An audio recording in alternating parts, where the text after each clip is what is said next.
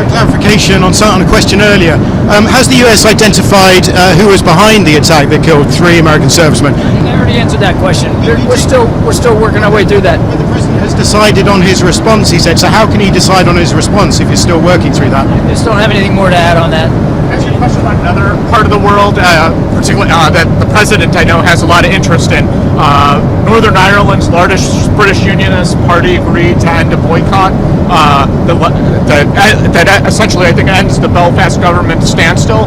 Has the president taken note of this, and is there any White House reaction?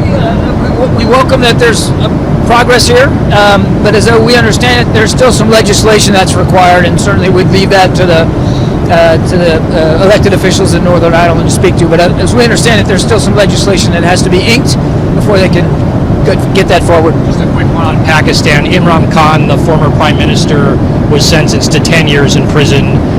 Is there any concern that the U.S. has that the Pakistani government may be trying to send a message to his supporters? He's obviously not on the ballot, but they do have the upcoming election in February.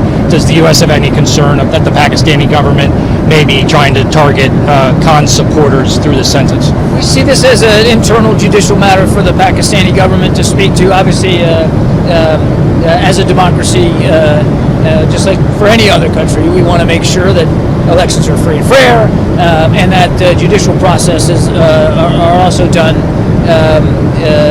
in the most appropriate manner possible, recognizing an individual's rights. And I think I'd leave it at that.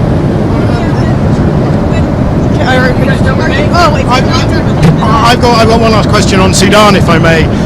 Given all the political and diplomatic capital you're using up in the Middle East, are you able to bring any pressure on countries like the United Arab Emirates, who we know are backing the RSF that the US is accused of ethnic cleansing? Do you have any extra diplomatic clout to put pressure on the UAE? Yeah, I would push back on the notion that we're somehow so fixated on what's going on in the Middle East that we can't focus on other places around the world, including Africa. We continue to be engaged diplomatically to make sure to do what we can to see that the aspirations of the Sudanese people are met, and that the violence between these two sides stops. Do you have any examples of what you're doing on that front, including pressuring the UAE? I'm sure I'll refer you to the State Department for details, but we continue to work this diplomatically.